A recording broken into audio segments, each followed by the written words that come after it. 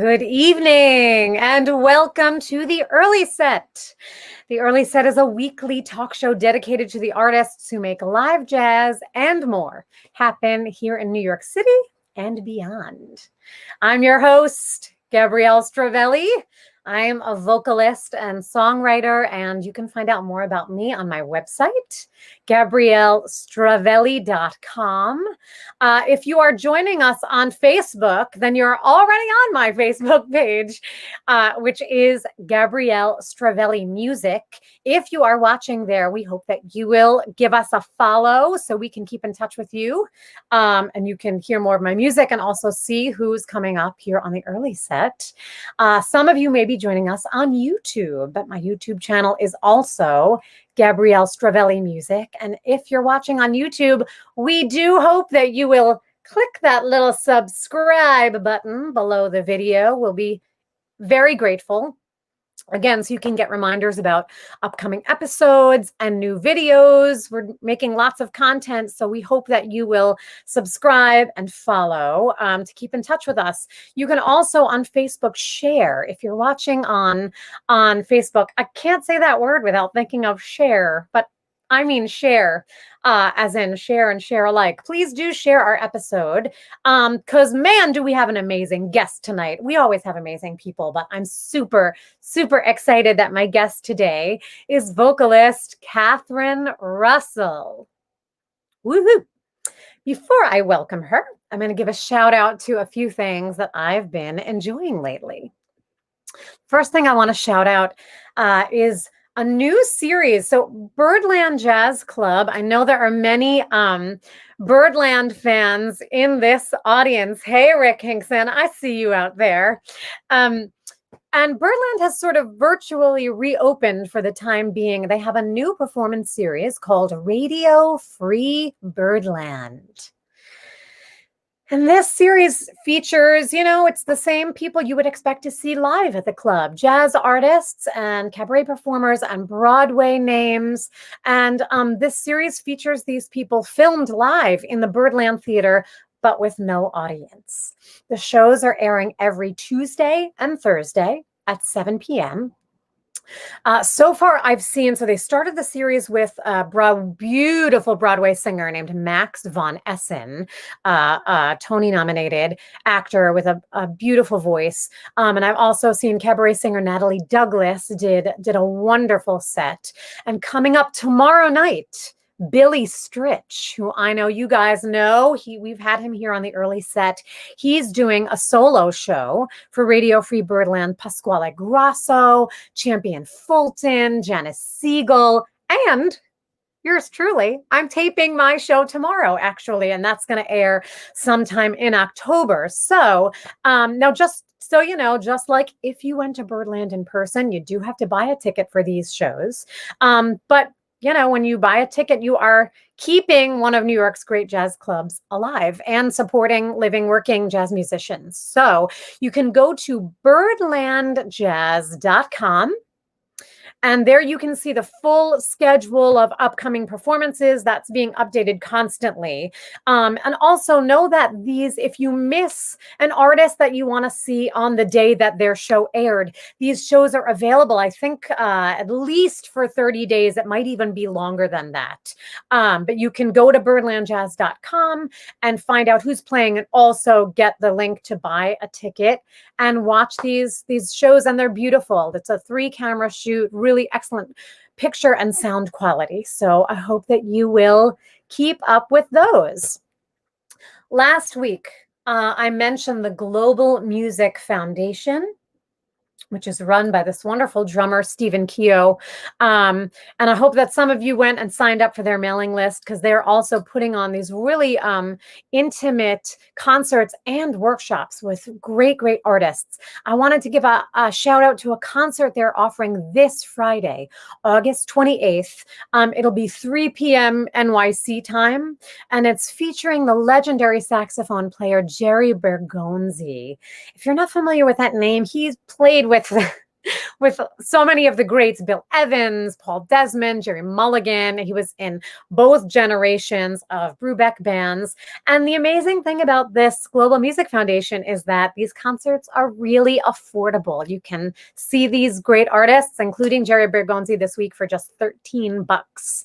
And after the artists play, it's done in Zoom, but they open up the Zoom room and you can talk to these artists and ask them questions and say hello. So it's a really nice vibe. Again, just sort of keeping that community vibe going that I know my fellow music lovers crave. So you can get tickets on their website, which is GMF, Global Music Foundation, jazzsummit.com. So please do check that out. This evening, we are gratefully accepting your donations via Venmo and PayPal. For Venmo, I am at Gabrielle-Stravelli. And on PayPal, you can go right to paypal.me/Gabrielle Stravelli. These donations help to pay for the platform that we are broadcasting on. And we're also donating a portion of our funds tonight. I'm so excited that Catherine chose this. We're donating to the Louis Armstrong House Museum. This organization is so fantastic. So the Louis Armstrong House sustains and promotes the cultural, historical, and humanitarian legacy of Louis Armstrong. The house is in Corona, Queens, I believe. And in normal times, you can visit the actual house that Louis Armstrong and his wife, Lucille, lived in. And they have this incredible collection of manuscripts and band charts and his trumpets and the art that they had. Just, really get inside the lives that these amazing people led. And they also have, curated exhibits. They put on concerts and lectures.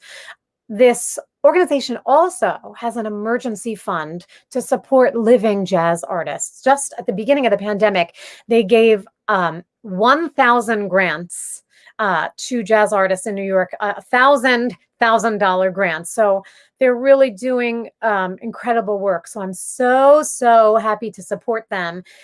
I really encourage everybody to go to their website to check them out, because there's so much amazing stuff you can just see on the website. You don't even have to get to the house, since we can't do that right now.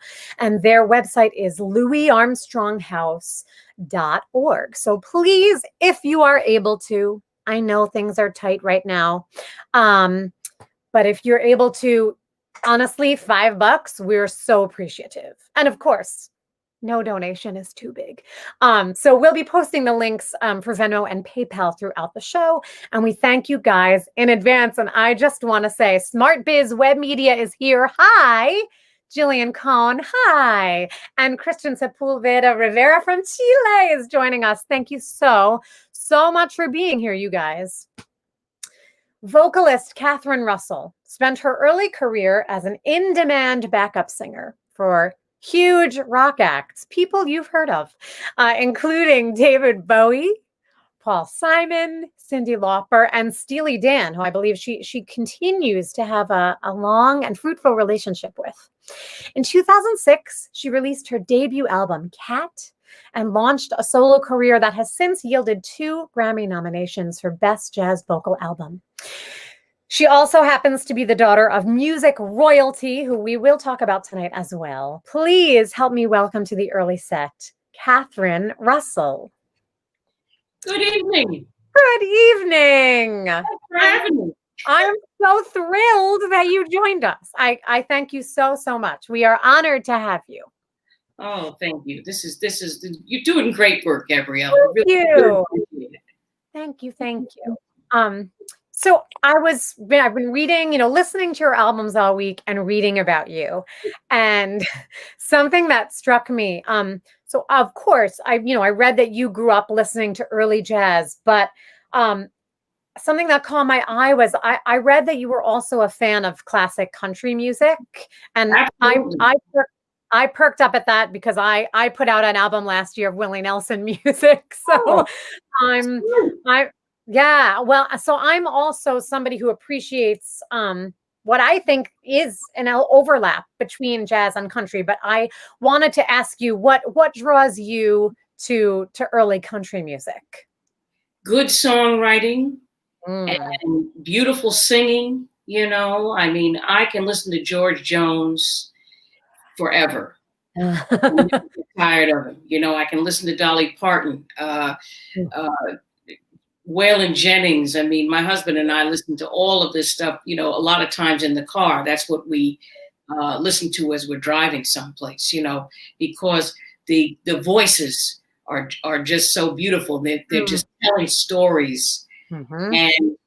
and they're heartbreaking, you know, and I mean, Willie Nelson, of course, you know, who writes better than that? So Yep. we listen to Willie's Roadhouse, you know, so we are Yes. great fans of that. I rather you said you liked country music because you like anything that swings.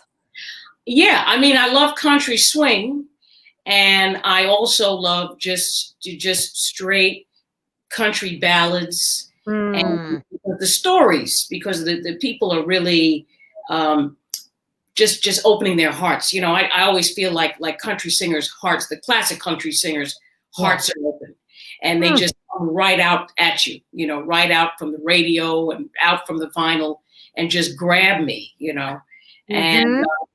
and yes, and country swing is fantastic. And then I realized and learned just from reading that people listen, you know, the music is mixed because of all of the radio signals that they were getting wherever they lived, you know. So the wattage, Oh. if you lived in a small town or whatever, then the wattage from the city, you know, nearest you sometimes would take over the radio, the smaller radio station that you were listening to. So that's why some of the that's one reason, you know, why some of the music, the genres are mixed.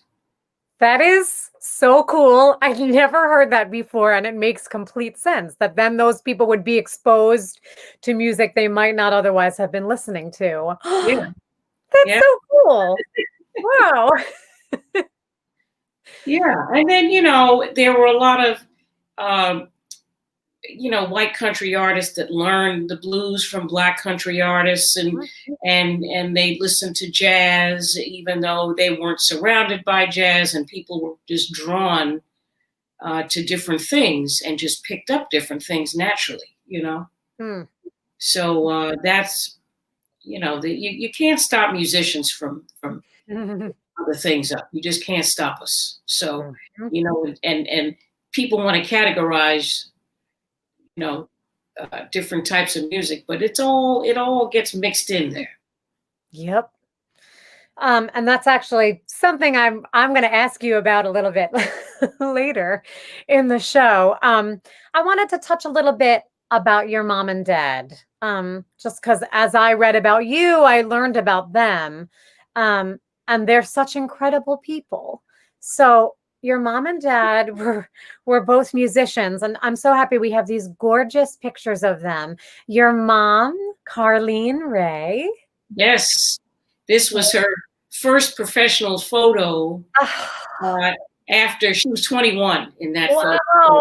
That Wow. was she graduated from Juilliard in 1946, and I believe that was her first professional photo after that.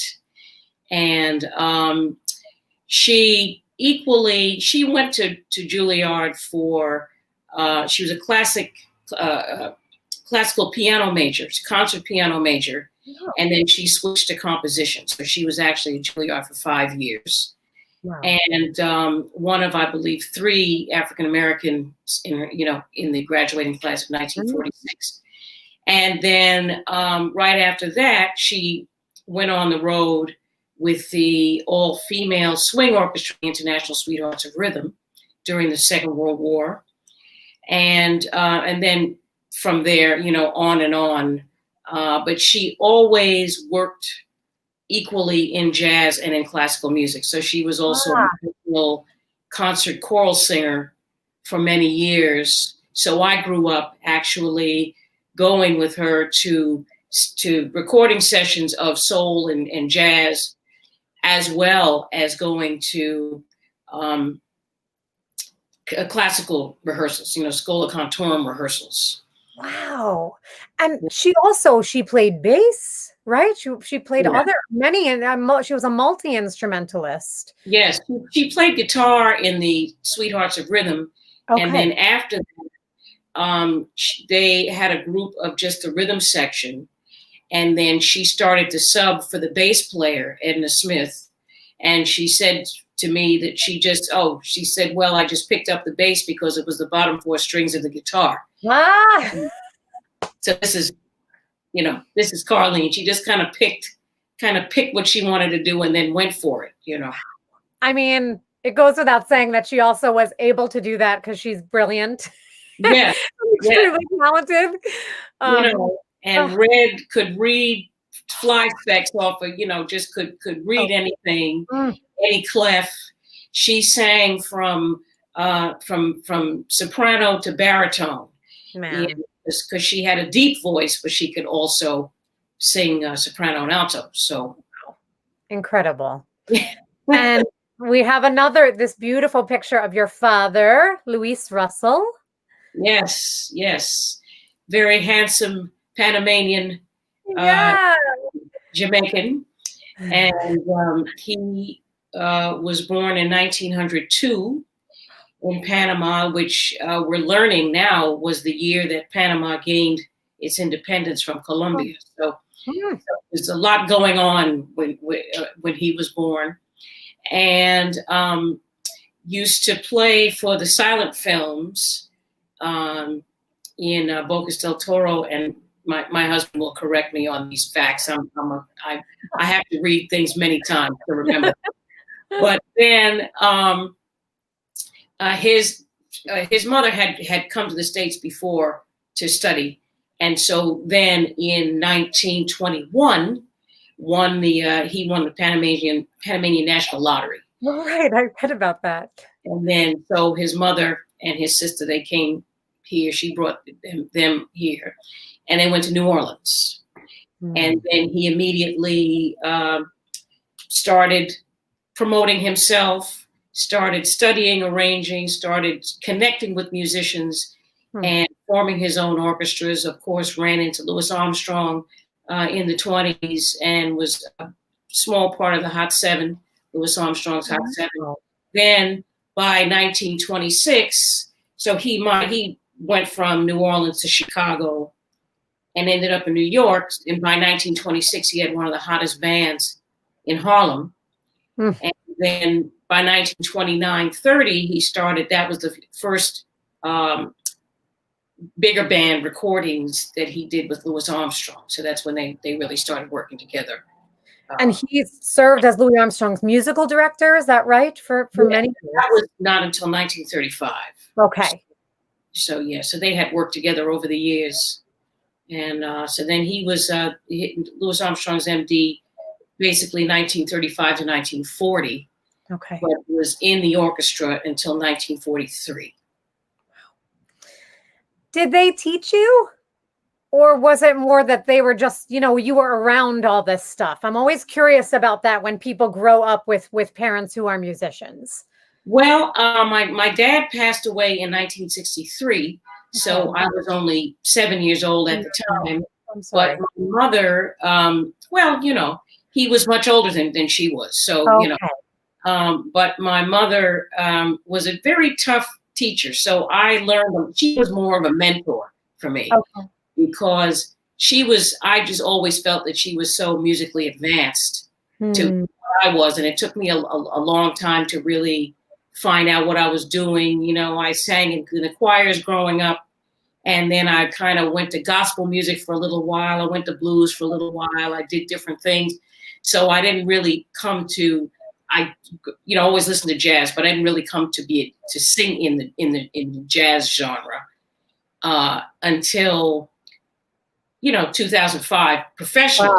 Wow. Okay. And then, but I always knew the tunes and everything, but before that, the only jazz I really did was in wedding bands, which is not quite the real thing, you know what I mean?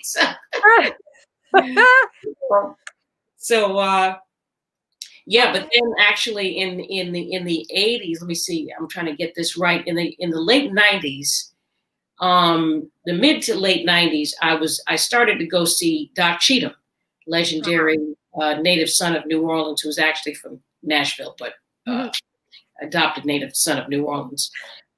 He had a gig at Sweet Basil for 16 or something years and did the Sunday brunch. So my mother used to sub for the bass player Earl May down there. So then I just started going down there.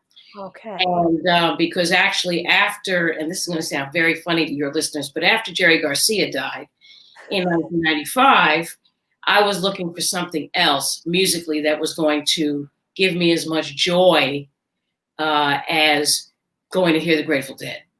Wait, you're Deadhead? Yeah. And I used to go out and hear jazz, when I was in my teens, and when you could just go to a jazz club for $5 and sit there and listen to, Rahsaan Roland Kirk and Freddie Hubbard and all these folks. I heard Thelonious Monk and, a lot of different people, Betty Carter. But that was one thing. But then I hadn't really gone out to jazz clubs for a little while for some reason. And then I started going, because my mom was playing. So I started going down, hear Doc Cheatham, ended up sitting in with him. And then ended up, Earl May had a gig out at Shanghai Jazz when that opened. So Earl said, there's a place out in New Jersey. Come on out there with me. I think the people would like you out there. So that's how that happened. And I started working at Shanghai Jazz. So that I recorded with Earl maybe 1998. So that was kind of the beginning of me singing jazz, singing lead, and with actual real jazz musicians. Well, this is perfect because you without knowing it led me right into my next question for you. Before I ask that, I'm gonna just say hi. There are people watching. Oh yay! Katie Collins said I was gonna ask about Earl May. Katie, we're on the same wavelength. Kenneth Louderback is what John DeMarco. Hi, everybody. We thank you for tuning in. And if you are able to share anything with us so that we can support the Louis Armstrong House, we ask that you do that, and we thank you so much for doing that. So I found again, I'm reminded lately when I prepare for this show, when I have hard copies, when I have physical CDs, it always makes me so happy because there's so much info in the liner notes. And that's the thing I miss about, when you have music and it's only digital. I read in the liner notes of one of your albums, you dedicated it to your brother, I believe. And then you said, and my mentors, bassist Earl May, who we have a picture of, and drummer Eddie Locke. Yes. And I wanted to ask if you could just talk a little bit about who these men were and how they mentored you. Well, this was, just what I was starting to say is that the two of them really taught me about how to, the form of a jazz tune. And so we'd be, swinging on the bandstand, at Shanghai Jazz, and Eddie would say, take another chorus, or Earl would say, oh, yeah, cat, and so I hadn't experienced that before, from people not knowing, take two choruses and then let somebody solo and then come back. I didn't really know all about that. So they would just talk to me from their instrument. Yeah, cat, So they really, they were so great and fun to work with, So that was they really ushered me into what I'm doing now, really teaching me and with open hearts. And, surprised that I didn't already know what I was doing, So I just kind of, we did enough gigs where I just kind of learned from them, and I was able to grow from there. And then, of course, learn about these great musicians and who they worked with. And, between the two of them, they worked with everybody. So, you hardly listen to an afternoon of jazz without hearing one of them on somebody's recording. Yeah. Playing behind a vocalist and I'm trying to think. See, I have lapses in memory, but Earl May worked with a great vocalist whose name's escaping me right now, but he used to tell me that he enjoyed working with me as much as he enjoyed working with her, and I'm gonna remember who that is by the end of the show. I read this stuff just yesterday and I can't remember, so don't be bad. But when I was reading about these guys, the list of the people they worked with is just like a who's who of the great people in jazz. It's incredible. Really Miles Davis and move on from there, Yeah. So it's and then they were so, because old school, the old jazz school. I mean, I read about how tough people were, because they didn't go to college to learn. They learned on the gig, learned on the gig. They studied with other people, but they learned on the gig. So, and they were mentored, tough loved and all that into professional jazz. So I was really surprised, how nice they were to me, Yeah. And then, because I remember and this was the first, maybe the second swing dance that I had done. I was so happy to, and I did that with Earl May as well. And I was just so happy. The first swing dance, it was a place on 8th Avenue, that he said, "Oh, come down. We're going to do this." And I said, "Oh, the people that dance, and this is incredible." And then the next thing we did was a Frankie Manning, the great dancer Frankie Manning, was honored, because they used to honor him every year at Roseland Ballroom. Oh, wow. So Earl May was playing with Frank Foster's smallish, biggish band. And so he said, "Come on, and sing a couple of tunes." And I remember walking up on the bandstand, and these guys looked at me like, "Who is this?" Oh, God.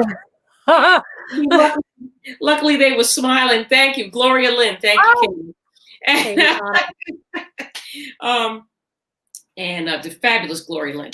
And so I walked up on the bandstand and thought, "Yep, this is what they were talking about."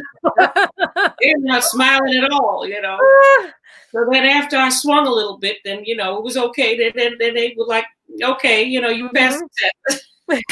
I have no doubt. Well, you have a sound. That's the thing, that the first time I heard you, I was so struck by your sound. So I have no doubt that those guys heard your beautiful sound and thought, "All right, the kid's all right." Listen, I was just trying to swing, I said, let me just try to do that. And hopefully people would get up and dance, and they did. So that made me feel a lot better, and so this is Julie, I'm going off script. I'm just, because you brought it up, I'm curious to know if you can. Sometimes it's hard to answer these questions. Even when people ask me this stuff. Developing swing feel, was that something you did by on these gigs with Earl and Eddie, by getting with them? What did they teach you, specific things, you know what I mean? Or were you just sort of absorbing the feel that they had when you sang with them? Yeah, because I realized, I always loved Louis Armstrong, and I always loved swing. I listened to swing all my life. And so that's kind of a natural place for me. I don't feel I do as well expressing myself if folks are not swinging, if I can't do it rhythmically, as well. So the groove was such with them that we could all swing together, It helped me. And I just realized then how many situations I've been in that didn't swing.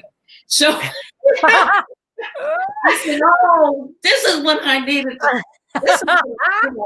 This is what I need to pocket. I need that to, And so then I just started to discover myself in the jazz genre, because I'm not really a kind of lyrical I mean, I can do that, but it's not as much fun for me, Okay.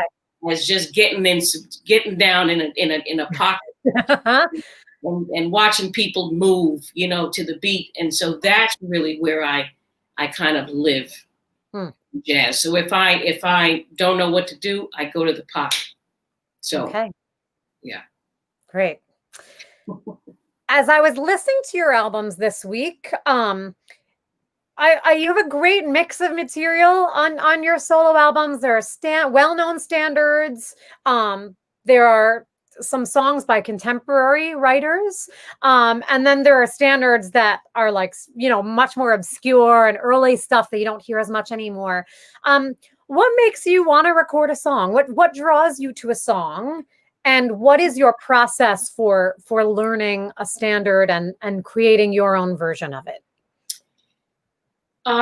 Okay. So what draws me? That's about 6 questions in I there. know. It is. Um, I will say but I'm asked this a lot though. So I will, and I always use this example. My husband is a fabulous cook. Okay, so after I finish eating his delicious dinners, Mhm. I take the opportunity to listen to music while I'm cleaning up.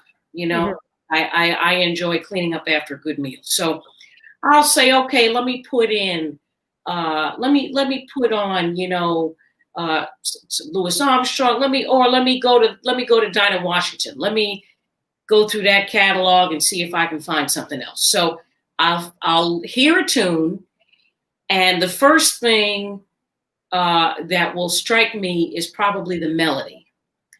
And Okay. then I say, wow, that's a nice melody. Let me hear that again. And let me listen to that again. Then I'll say, okay, let me listen to the lyric. Mhm. See if I can sing every word in the song. If I can't relate to every lyric or personalize it, then I don't sing the tune. So generally, it'll turn out to be what we are calling now the Great American Songbook. It'll turn out to be something from the 30s or 40s. If it's a swing tune, Mhm. or a great standard. And then I think, well, what do the chords sound like? With the melody and with everything, and the vowel sounds. A well-written song has they know where to place the vowels Yeah. so that you can really express something on a vowel sound, type of a thing. And then after that, I'll look for different versions of that tune. Mhm. And then I'll see if I can find the sheet music to the tune so that I know what the actual melody is. Mhm. Then the tune will haunt me. It'll wake me up at night. I'll wake up in the first thing in the morning. The tune will be in my head, Mm. and it'll force me to learn it. It kind of comes at me until I learn it and sing it. Then I'll bring it to musicians and see how it sits, see how it feels. And in the last world, when we actually had an audience, I will try it out, on a show, see if it works with the audience. And then if it works, then I'll keep it in the show. Then if it continues to work, then I'll record it. Okay. So that's how I have done all of my, that's my song selection. A Oh, song will haunt me until I learn it, do it, sing it, inhabit it.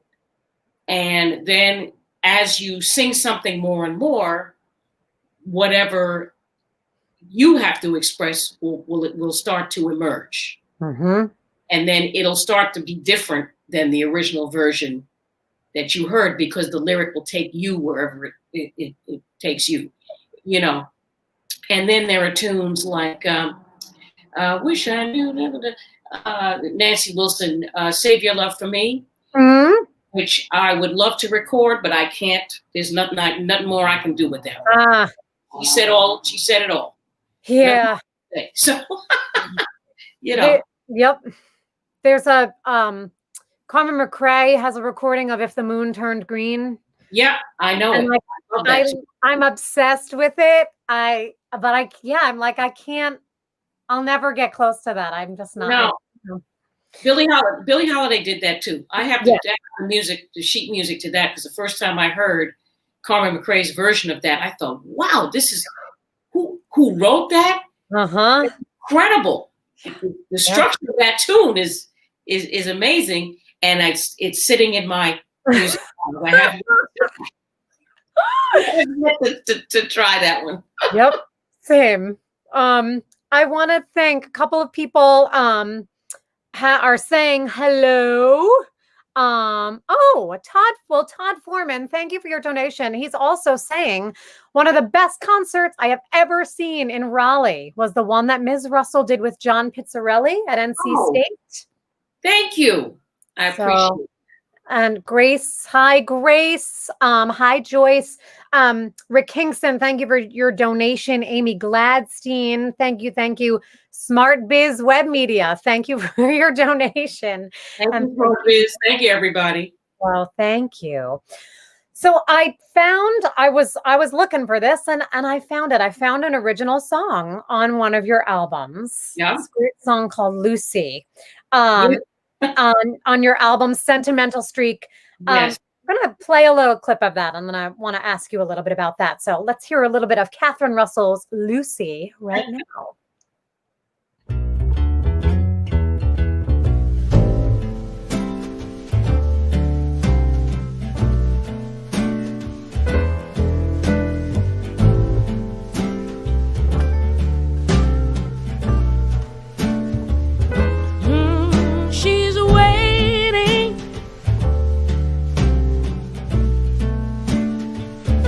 Waiting on you.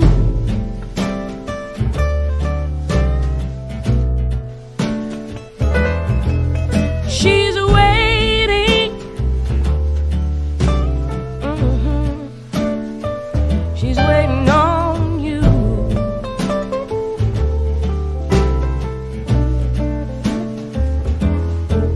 She'll eat you out of house and home, have you spending money that's not your own.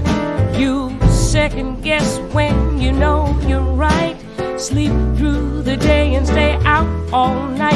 From the frying pan into the fire, you're doing a dance on the high wire.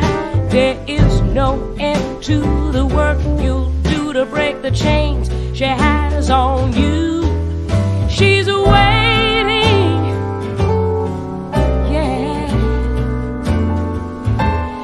Waiting on you.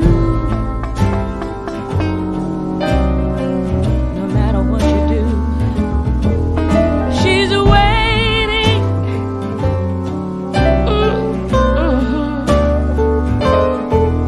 Waiting on you.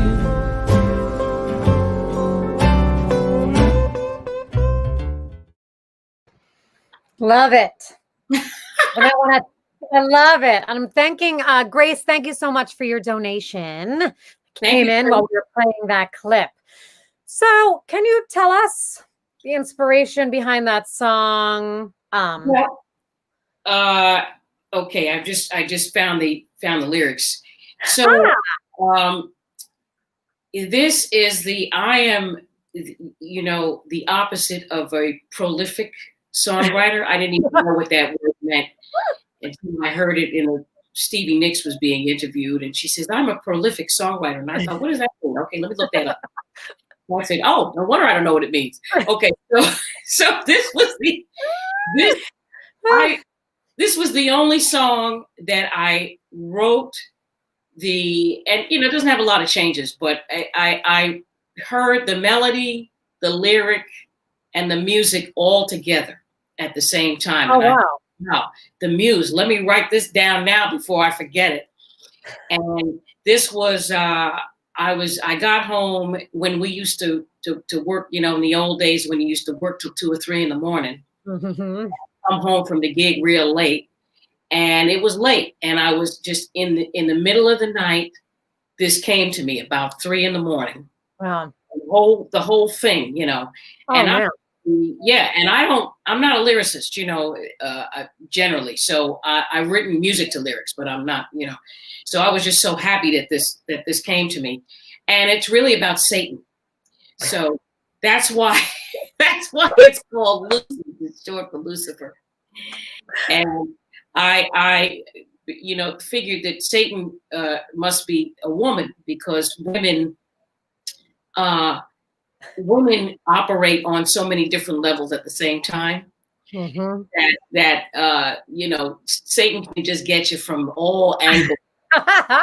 So this was kind of my just I guess it was my sorting through the lifestyle that I was living, kind of like coming home, get late, sleeping late. Like, what was this going to turn into? How was I going to, I was kind of on this treadmill, like the hamster, on the wheel, just running in place because they're not going any place. And that's how I felt. Like, it's so late, and I drank too much, and I don't know what's going to happen to me. And I was single, and I just didn't know what was going to happen to me, and I was just kind of doing these gigs. And this was in the days when people smoked cigarettes in the club, and I'd come home and I'd wake up hoarse and not making any money, and I just thought, wow, how long is this going to go on? No. So these lyrics just kind of, she'll eat you out of house and home, have you spending money that's not your own. She'll second guess when you're right. You sleep through the day and stay out all night, So this is what I was kind of going through at that point. Okay. Thank you. I had a follow-up question of, do you plan to write more songs? Well, I guess the answer is not really. If they come. Yeah, if they come, I have a great respect for talented songwriters.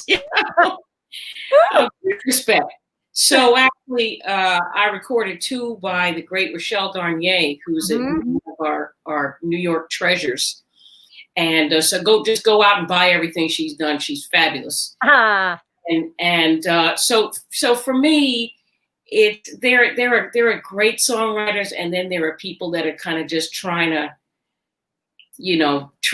rhyme and trying to make something sound intelligent. And I'll dream something that I think is great, and I'll wake up and say, oh no, that was terrible. What were you thinking? So if I feel that it's as at least as good as what I pick, from other songwriters, then I would include it. But I'm not going to do that just to do it. There are too many songs out here to, Okay. I want to thank Kenneth Louderback and Katie Collins. Thank you for donating, you guys. We're so grateful. I'm so happy to donate to the Louis Armstrong House Museum this week. If you feel inclined to share, you can do that at Venmo, at Gabrielle Stravelli, and then on PayPal, paypal.me/Gabrielle Stravelli. I want to play a track from one of the from your, I think, your most recent album, Alone Together. It's beautiful, Grammy-nominated album. We're gonna roll. Oh, right, we're gonna roll this track. A part of When Did You Leave Heaven, and I'm actually gonna play sort of the last part of the song, just because I love hearing you sing the last note. I wanted everybody to hear that. So let's hear a little bit of When Did You Leave Heaven right now. Have they missed you?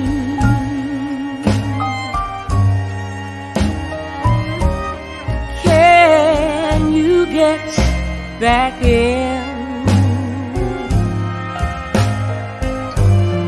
If I kissed you,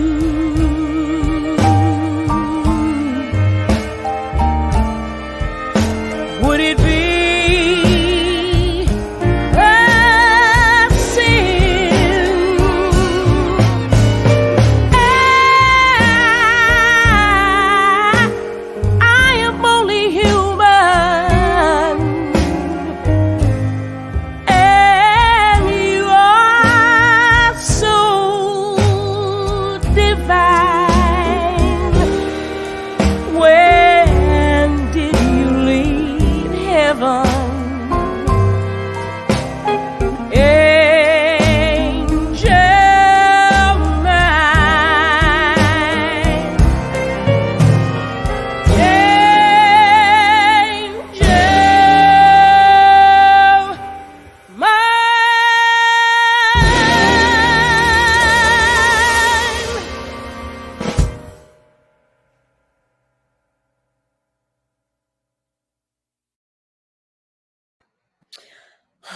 So satisfying.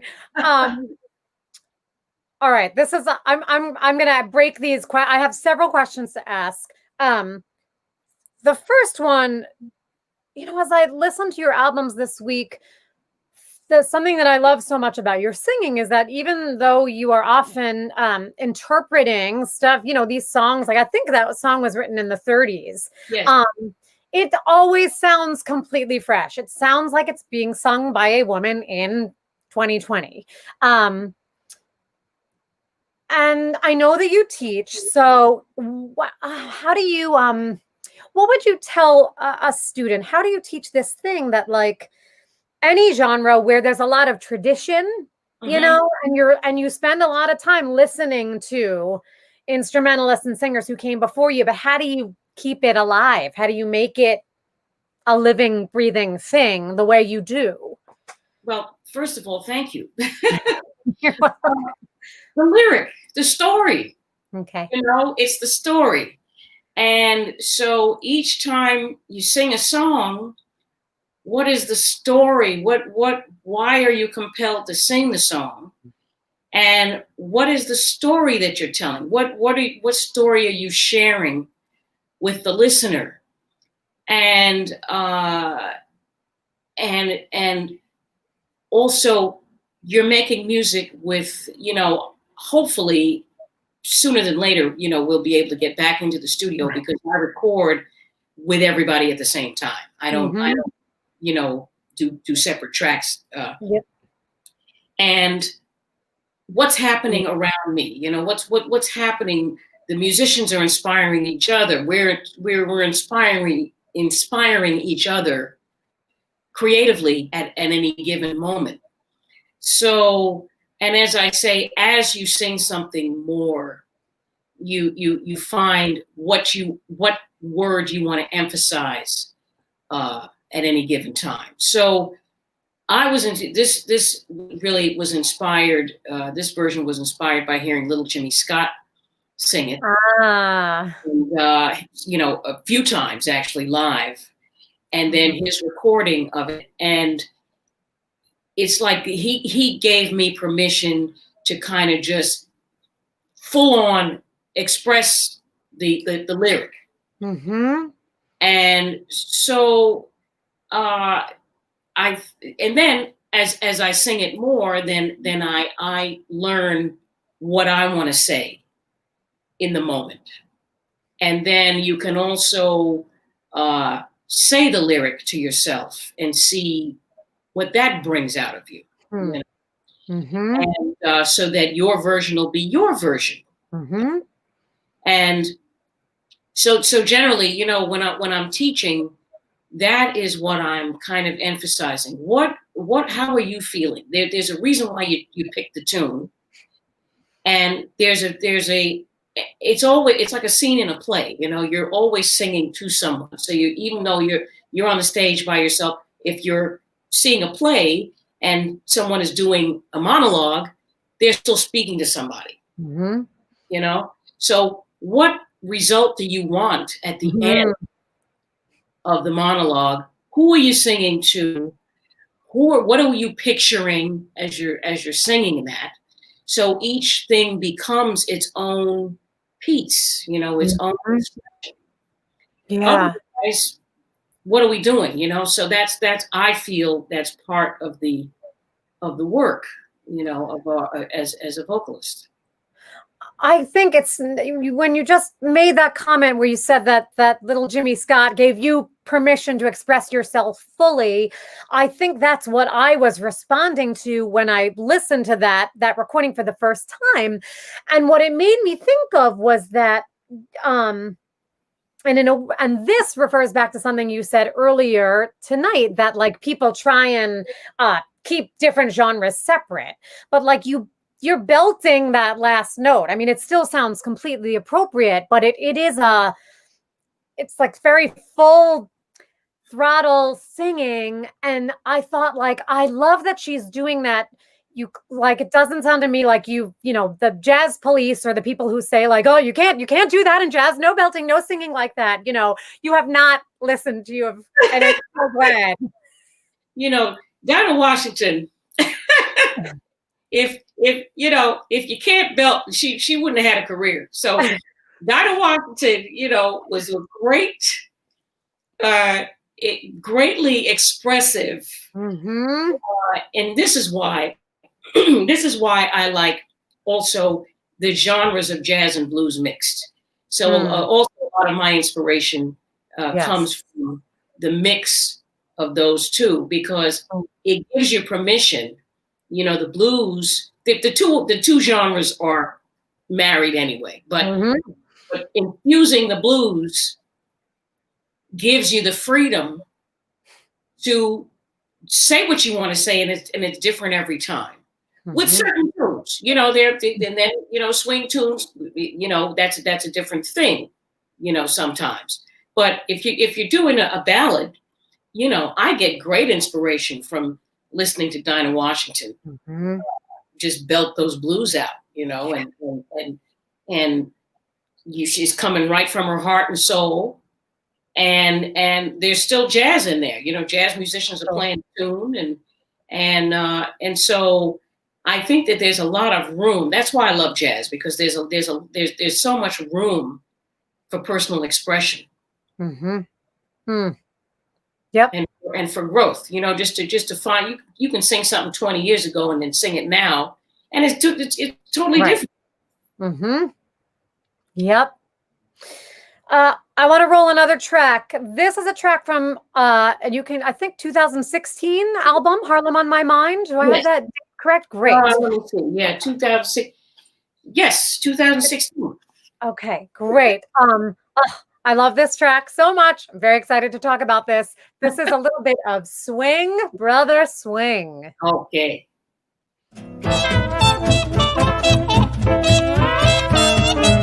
Deep rhythm captivates me, hot rhythm stimulates me. Can't help but swing it, boy. Swing it, brother, swing. Don't stop to diddle that. Stop this foolish prattle. Come on, swing it, boy. Swing it, brother, swing. Ready to go, and there ain't nobody gonna hold me down. Say, listen, Bo, hurry up and send me, let me go to town. Stop this diddle daddle and this foolish rattle. Come on, kill me, boy. Swing it, brother, swing. Woo! Cooking. That is cooking. I love that track so much. I listened to that, and there are moments where I feel like you sound like Louis Armstrong. Thank you. That's the highest compliment. I mean it as the highest compliment. It's such percussive singing. That's a nice, bright tempo.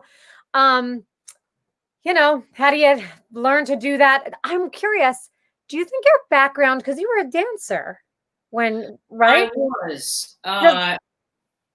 Does your background as a dancer inform your sense of rhythm as a singer? Well, it could. I mean, I studied African dance, which is all about rhythm.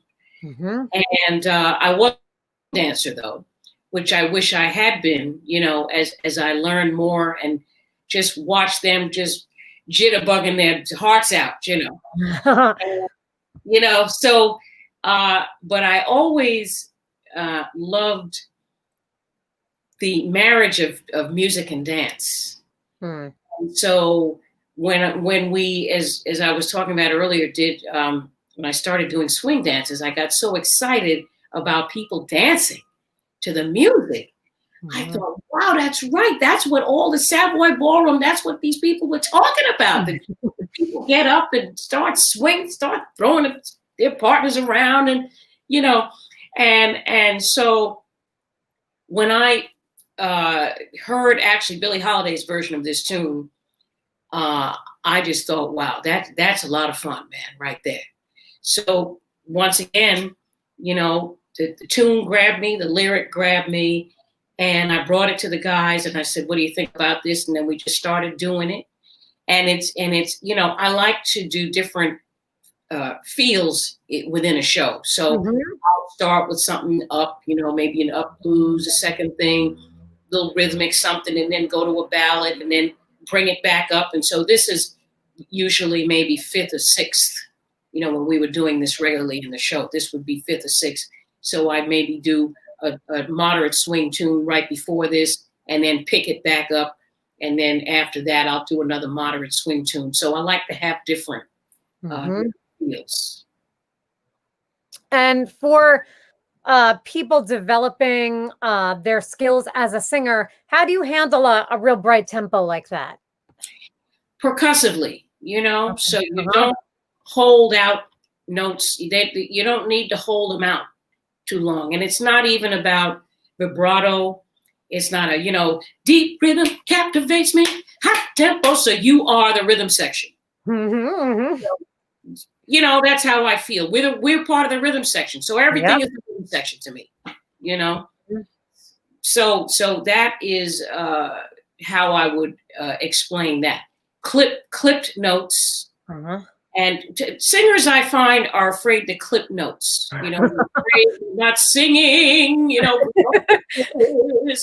No, you can just clip them. Yeah.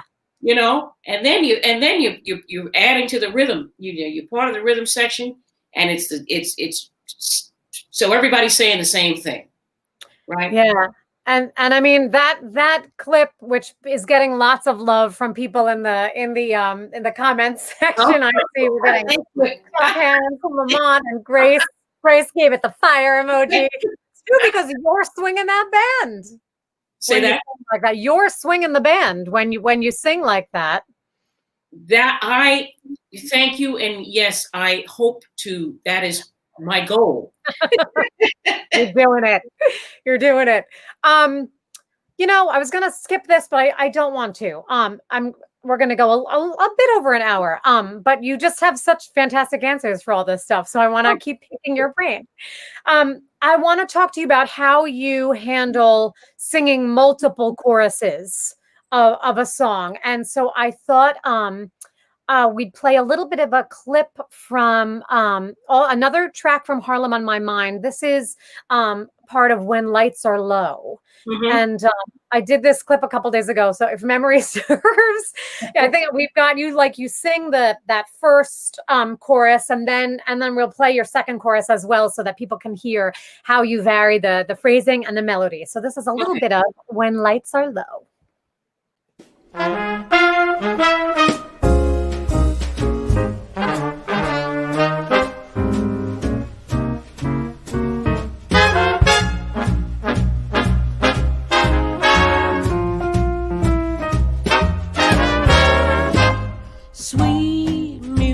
Soft and mellow, soothing and slow, strains of a mellow cello when lights are low.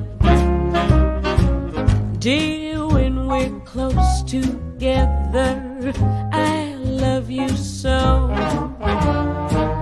Why think about the weather when lights are low?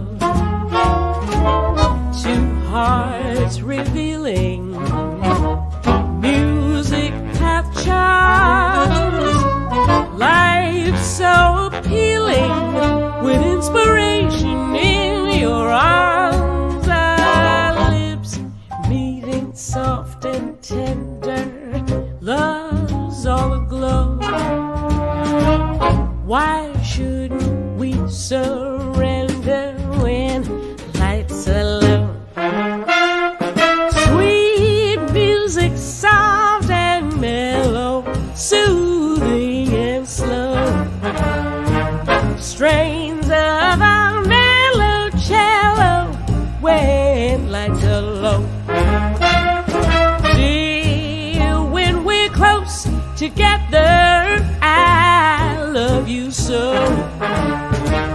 Why think about the weather when lights are low? Two hearts revealing, music have charms, life's so appealing, with inspiration in your arms. Our lips meeting soft and love's all aglow.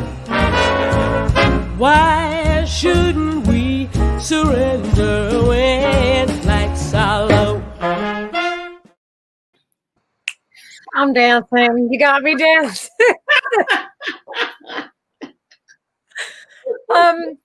So how do you find, how do you go looking for new stuff when because you sing a third chorus on that tune and you found more variations. So I'd love for you to talk about that process, please. Well, first, I think I rhythmic, and just to sing the so I'm looking for the rhythm, right? So strains of a mellow cello. So I'm kind of picturing dancing to the and dancing with my honey, or watching people, lovers dance on the floor or whatever. And I'm also listening to what to the groove and what the musicians are playing, and trying to play off of in this case Andy Farber's fabulous arrangement. And so within the scale of the major scale in this case, and maybe put a seventh in sometimes. And so that's basically, I would say, what I'm thinking about doing. How can I rhythmically and then also express what the lyric is saying, like I am actually talking to the person, that because the result at the end of this is, we want to, you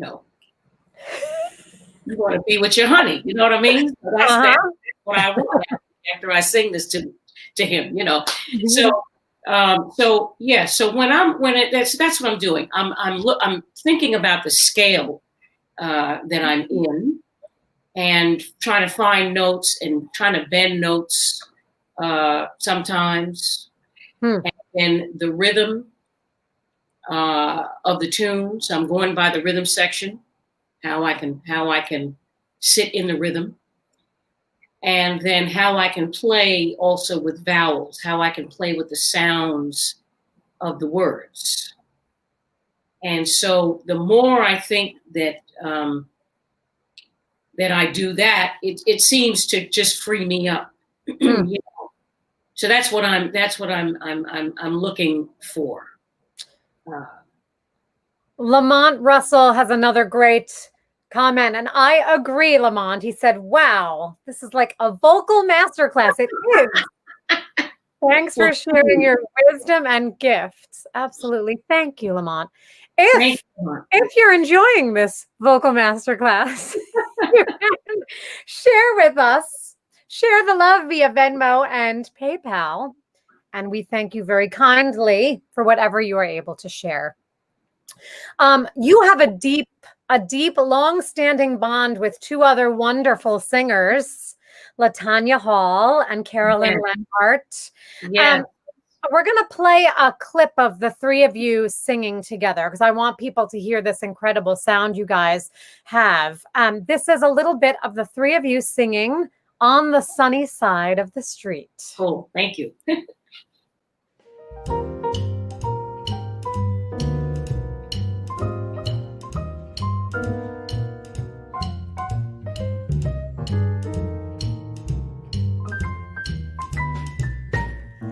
Grab your coat, don't forget your hat, and leave your worries, leave them on the doorstep like sweet.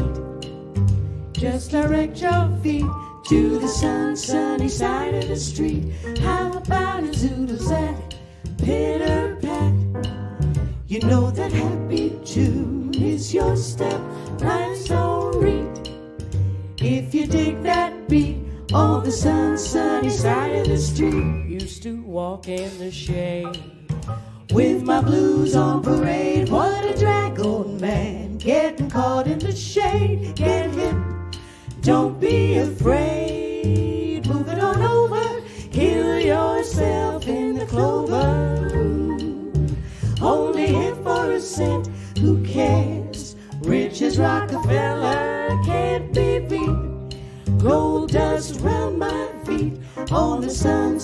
side of the street. Ooh. What is the secret to that blend you guys have? Let me just say, I love those women. Love working with them. Yeah. Three sisters. Yeah. And, you know, that actually was a project that started, that's a Cy Oliver arrangement of that tune.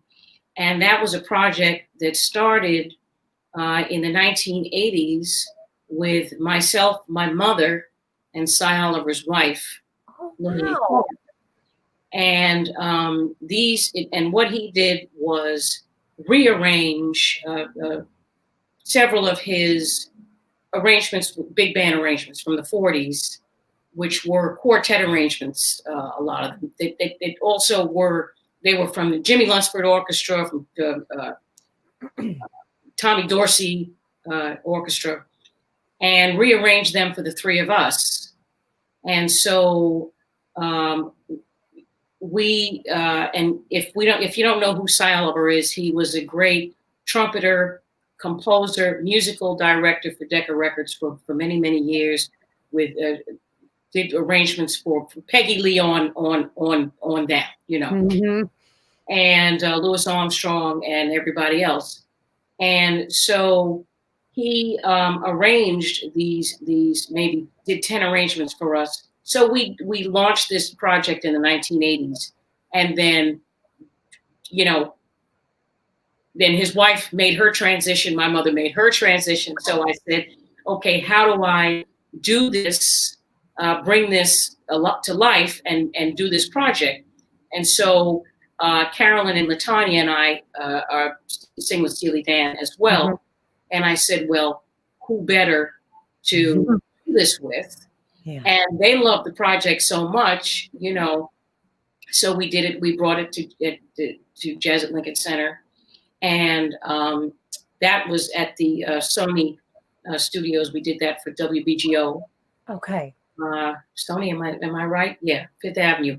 In any case, so that was how I wanted to just honor the legacies of my mom, Lillian Clark, and Cy Oliver, and get this project done. So actually, all of his sheet music and his arrangements are at the Lincoln Center library. Oh, wow. So I'm actually a part of that. Oh, cool.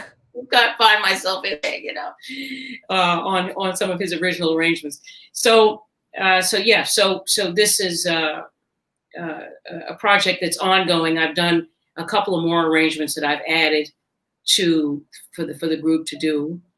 And so I love swing, trio, and quartet arrangements so much, and so I'm still, you know, working on developing another program with a quartet, with vocal quartet arrangements. Okay, have you guys have made an album together, the three of you, of those arrangements? Not as of yet, but okay.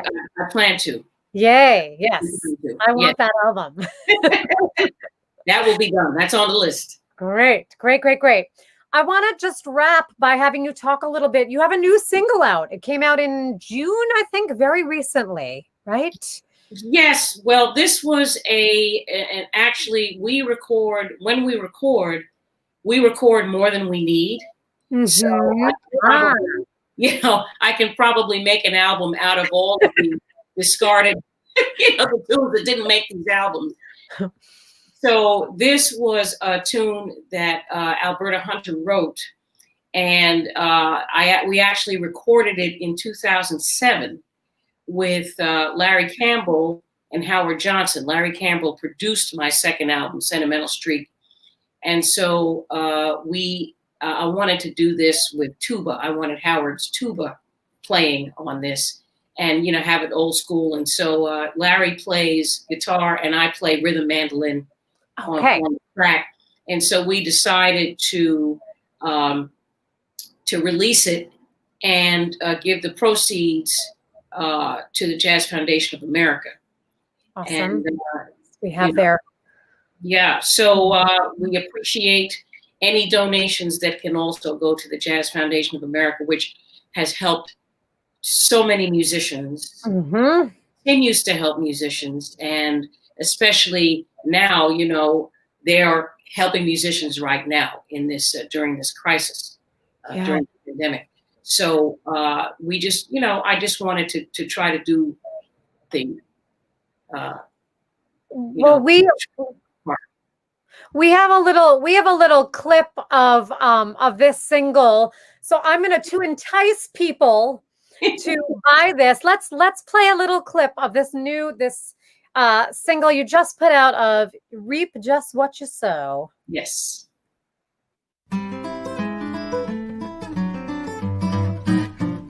You can't boast about your riches. You every wish someone's the man. You can go round cheating people by some trickery or plan. You can't tell lies on your neighbor, thinking no one will ever know.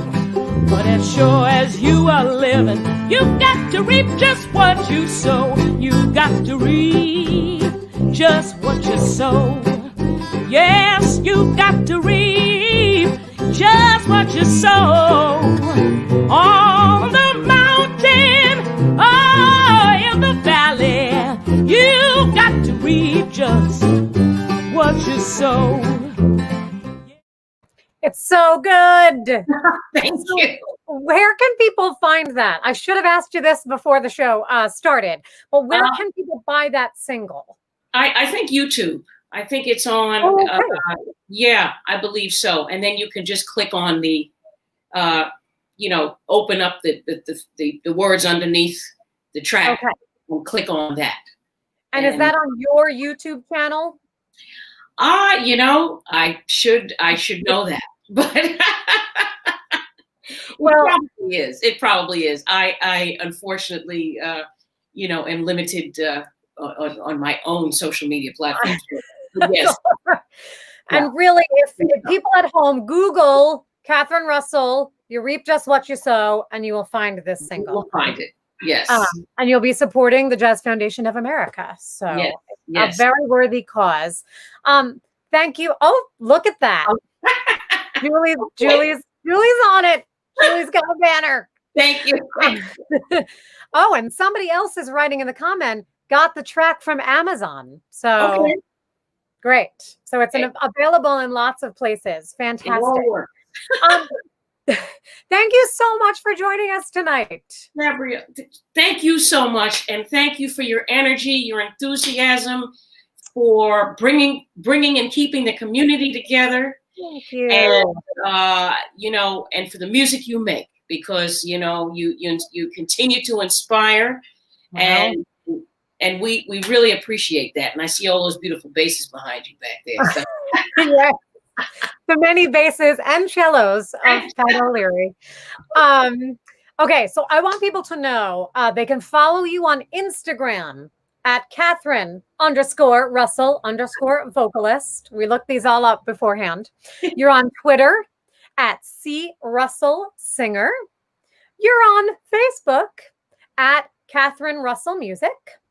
And your website is catherinerussell.net. So people at home, follow this brilliant woman and keep up with her.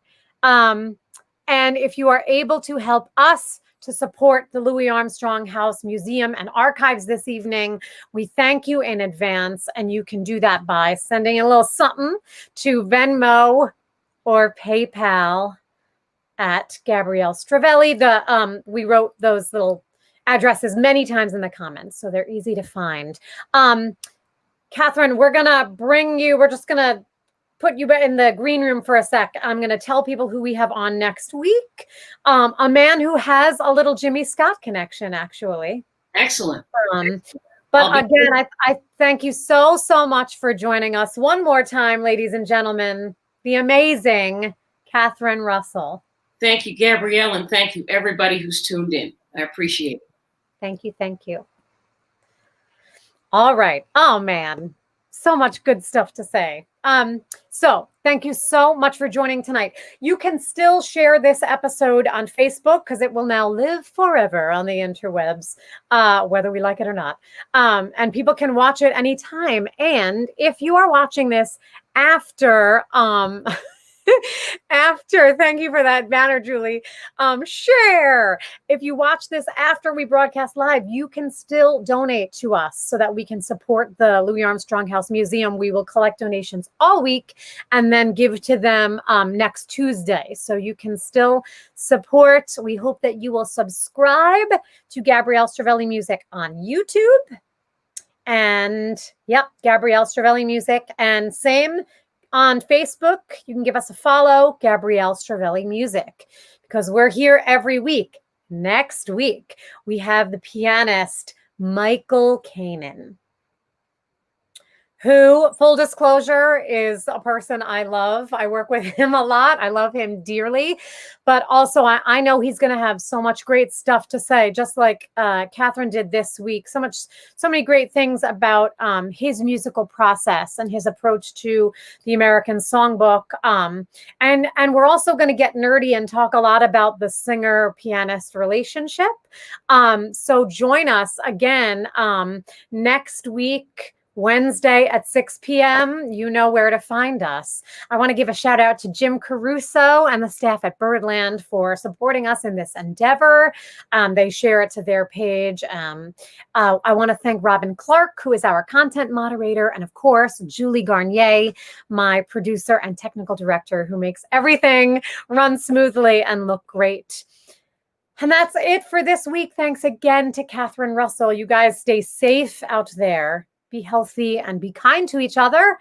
And we'll see you soon. Thank you. Bye.